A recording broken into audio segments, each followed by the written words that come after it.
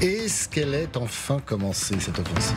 Eh bien, si l'on en croit les Russes, une offensive d'envergure majeure aurait débuté hier matin dans 5 secteurs différents. Pour Moscou, c'est dans le Donbass que Kiev aurait lancé ses troupes. Pour la petite histoire, Valéry Gerasimov, le chef d'état-major des forces armées de la Fédération de Russie, était lui au bon endroit, au bon moment. Et si l'on en croit son porte-parole, cette contre-offensive a été repoussée même avec succès. Le matin du 4 juin, l'ennemi a lancé une offensive de grande envergure dans 5 secteurs du front en direction du sud de Donetsk. L'objectif de l'ennemi était de percer nos défenses dans le secteur qu'il estimait le plus vulnérable. L'ennemi n'a pas atteint ses objectifs. Il n'a pas eu de succès. On va essayer d'y voir un peu plus clair. Bonjour, merci d'être avec nous, Nevin Potros. Peu d'informations, surtout du côté des Ukrainiens sur cette opération qui, je vous le rappelle, aura été lancée hier. Alors, d'après les informations que vous avez réussi à recueillir, peut-on parler, Nevin, de contre-offensive? Eh bien, pas vraiment. D'ailleurs, les Russes eux-mêmes ne parlent pas de contre-offensive, mais parlent d'une offensive de grande envergure impliquant d'importants moyens, avec 6 bataillons mécanisés et 2 bataillons de chars impliqués donc dans cette offensive d'envergure qui s'est déroulée dans 5 secteurs du front. Ce n'est pas précisé par le ministère russe de la Défense. En revanche, les 1000 blogueurs russes pensent avoir trouvé où s'est déroulée précisément cette contre-offensive, cette offensive entre la ville de Donetsk et celle de Zaporijjia. Ça se passe juste là, autour de la ville de Velika Novossivka, et tous les petits points que vous voyez, ce sont toutes les petites localités que les Ukrainiens auraient tenté de reprendre hier, mais également ce matin. D'après le ministère russe de la Défense, évidemment, l'ennemi n'a pas atteint son objectif. Il publie même une vidéo pour le prouver, une vidéo tournée dans cette petite ville de Neskouché. Ça se passe juste là. Qu'est-ce qu'on y voit? Tout simplement des blindés ukrainiens tenter une avancée, mais ils sont repoussés par l'artillerie russe. Le bilan présenté par le ministère russe de la Défense est évidemment très lourd, puisqu'il parle de pertes importantes. Grâce à l'action habile du bataillon Vostok, les pertes ukrainiennes se sont élevées à plus de 250 hommes, 16 chars, 3 véhicules de combat d'infanterie, 21 véhicules de combat blindés. Alors ça, c'est la version du ministère russe de la Défense. Nevin, il semblerait que la réalité du terrain soit tout autre. Exactement, et ce n'est pas n'importe qui le dit, puisque c'est le commandant de ce fameux bataillon Vostok, qui lui sur Telegram est bien plus modéré que le commandement russe. Il dit que dans la direction de Velika Novossivka, l'ennemi tente une percée, il a remporté un succès, il nous a pris une position, il a aussi réussi à nous mettre dans une position difficile en coupant les communications. Il publie même une vidéo que voici. On y voit quoi? Tout simplement les conséquences de 4 opérateurs de drones qui, lors d'une rotation, ont roulé sur une mine posée par les Russes eux-mêmes, montrant bien effectivement que les choses ne sont pas aussi glorieuses que le prétend le commandement russe. Et selon lui, il faut également tempérer cette opération d'envergure dont parle le ministère russe de la Défense, puisqu'il explique que ni l'action au nord, ni l'action au sud n'est en soi la contre-offensive promise, mais en cas de percée, des forces plus importantes pourraient être transférées dans la zone. Ça, c'est donc la réalité du terrain. Et puis les dirigeants locaux aussi, ils sont bien plus modérés, bien plus tempérés que le ministère russe de la Défense. Regardez ce que dit par exemple Vladimir Rogov. Ce matin, les forces ukrainiennes ont lancé une attaque d'une plus grande envergure que celle d'hier.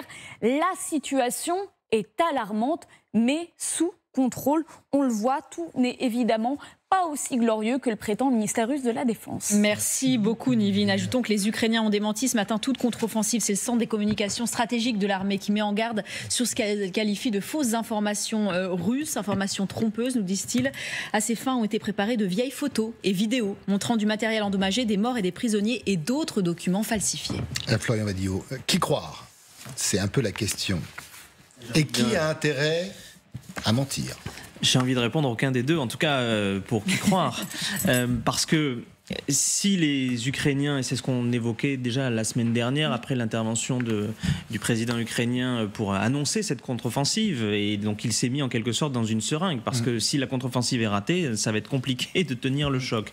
Donc il faut bien la préparer cette contre-offensive. Donc effectivement, ce peut être une percée pour tester le front russe et savoir où l'on peut insérer un coin. Ce serait une opération de reconnaissance, en gros, c'est ça? En tout cas, je pense que c'est une opération qui peut être une opération de reconnaissance et en tout cas qui a pour but de fatiguer et de tester les défenses russes. Mais ça n'est pas la contre-offensive, clairement pas au regard des moyens mobilisés. Donc les Ukrainiens ont tout intérêt en fait à laisser planer le doute sur leurs intentions réelles, la massivité des soutiens engagés, et les Russes ont tout intérêt à remporter un succès stratégique parce que ça fait un petit moment qu'ils n'en ont pas remporté tout de même.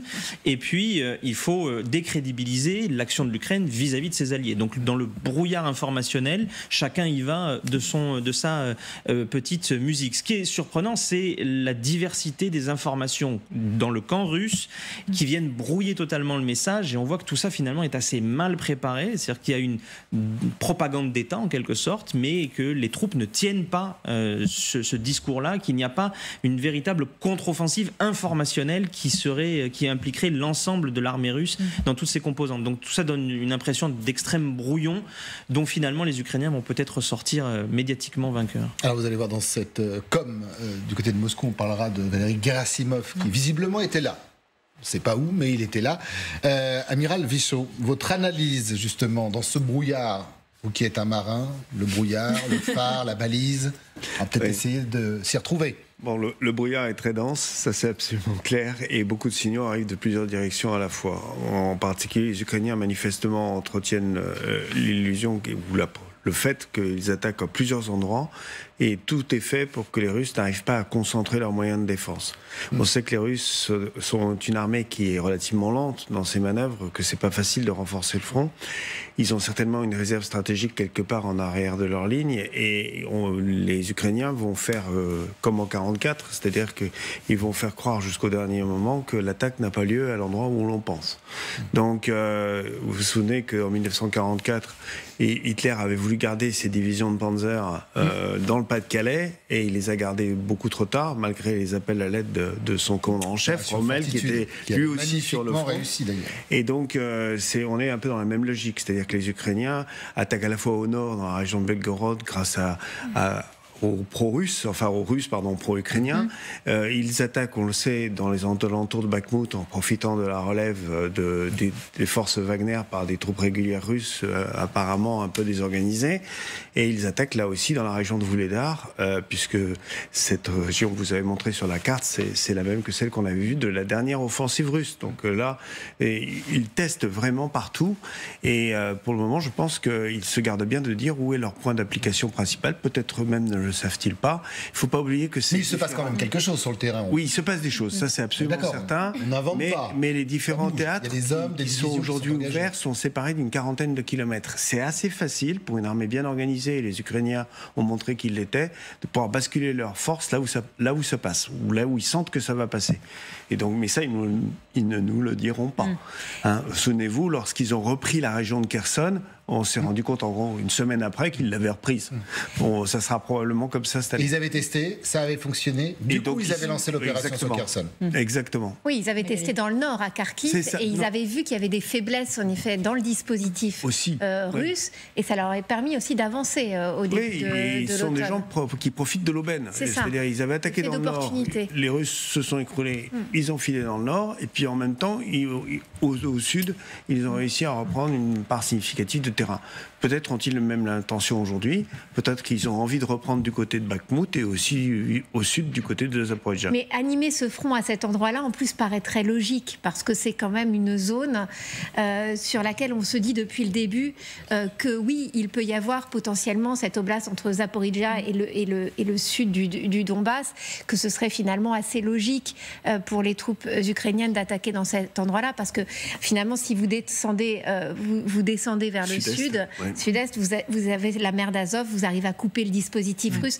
Donc c'est quand même aussi un endroit où certainement les Russes s'attendent aussi à une contre-offensive dans cette zone. Donc l'animer, mais en même temps à animer aussi le nord, voire même la frontière russo-ukrainienne, tout ça participe de ce grand flou qui est savamment entretenu Je vous laisse la parole juste après. On va écouter le général Gerasimov. Son rôle était important, visiblement, puisqu'il était au bon endroit, au bon moment.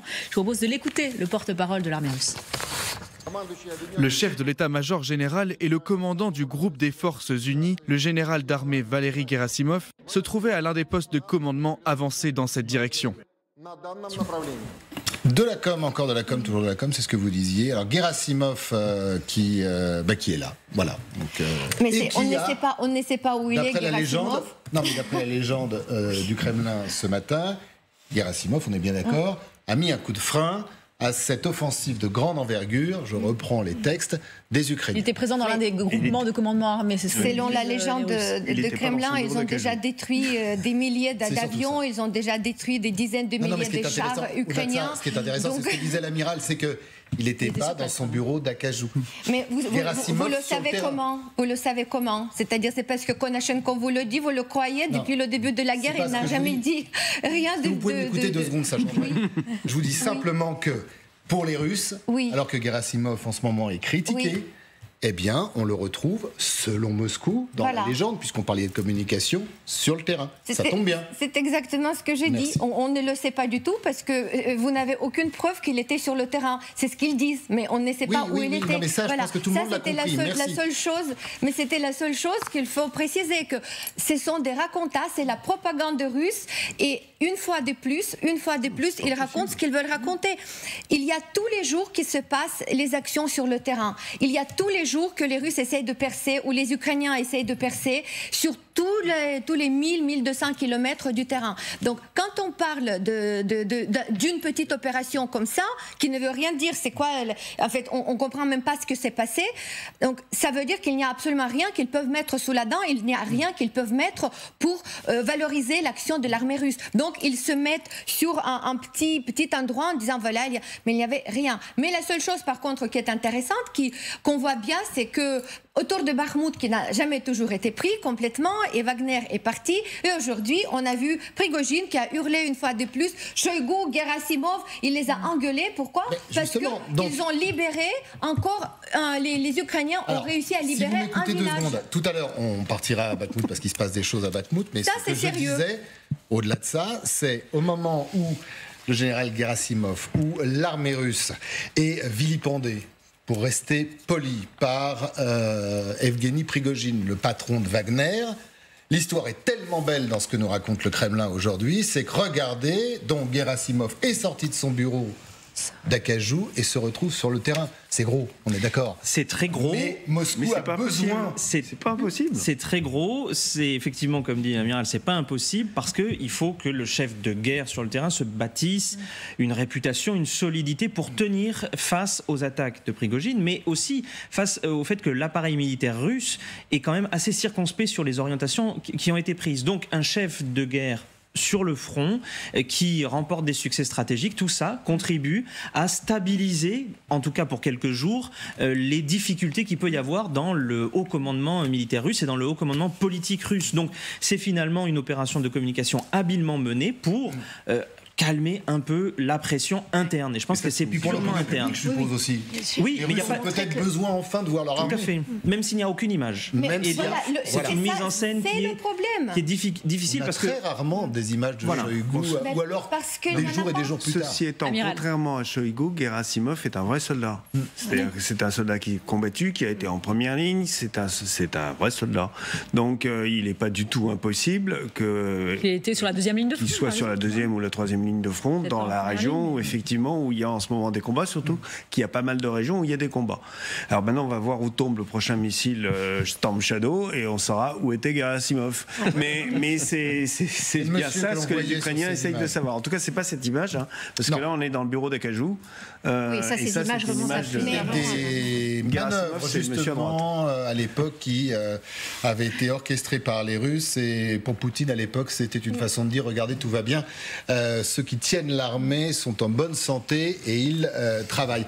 Magali, c'est important aujourd'hui pour l'armée russe d'essayer de sauver la face, on va dire ça comme ça, par rapport aux attaques, notamment de Prigojine, mais aussi à l'opinion russe, qui se dit, et on parlait de Belgorod tout à l'heure, où est notre armée? Vous faites quoi?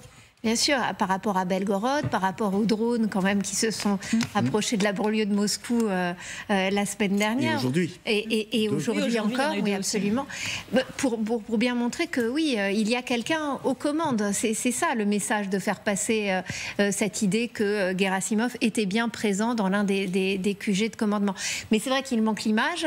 Donc est-ce que ça suffira véritablement à convaincre l'opinion publique russe qu'il est bien aux commandes et que il a les choses en main, c'est pas sûr. Puis il faut d'autant aussi... que s'il n'était pas, on compte sur Prigojine pour dénoncer le fait qu'il n'était pas. Et puis il faut si jamais il peut lui mettre une balle, je pense qu'il lui fera. Il faut certainement aussi rassurer les soldats russes qui aussi sont sous la pression de cette contre-offensive ukrainienne pour leur dire qu'ils sont bien dirigés, qu'il y a bien le chef d'état-major est bien aux commandes. Donc tout ça vise à la fois en effet la population russe, l'armée russe qui pourrait avoir des doutes, et puis c'est une façon aussi évidemment de répondre à Prigojine qui à longueur de vidéos défie ouvertement cet état-major de l'armée régulière. Alors très vite Florent Vadillo, parce qu'on voudrait montrer la communication ukrainienne. Bien sûr, et c'est une protection pour Vladimir Poutine, puisqu'il n'est pas en première ligne, et donc un revers militaire ne lui sera pas imputé. Donc c'est aussi pour Vladimir Poutine la capacité de se dédouaner de cette situation. Comme depuis le début de la guerre. Comme depuis le début. Le silence est d'or, semble nous dire le ministère ukrainien de la Défense. Regardez ce clip qui a été diffusé hier, où on nous demande un peu de Magali de ne plus trop en dire. Voilà, c'est le chute ukrainien, là. Il ne faut plus trop en dévoiler, trop en dire. C'est vrai que ça avait pensé aussi aux propos de Reznikov qui appelait justement à calmer un peu le jeu, parce que tout le monde semble en parler. Et ce clip aussi, c'est ce que nous disait Masha Kondakova, il a été diffusé sur des télés en Crimée hier, sur des télévisions d'État, parce qu'elle a eu un ami qui était là-bas où il a vu ce clip apparaître à la télévision. Alors en effet, il est relayé par le ministère ukrainien de la Défense, et en gros c'est silence, nous nous préparons dans l'ombre, mais nous arrivons. Il y a quand même toujours cette idée du teasing permanent de cette fameuse contre-offensive qui se fait quand même attendre. Mais là, ça veut dire silence, patience. Les choses sont bien prises en main. Et c'est vrai que c'est une façon aussi d'envoyer un signal, certainement à la population civile ukrainienne, pour leur dire ne dites rien.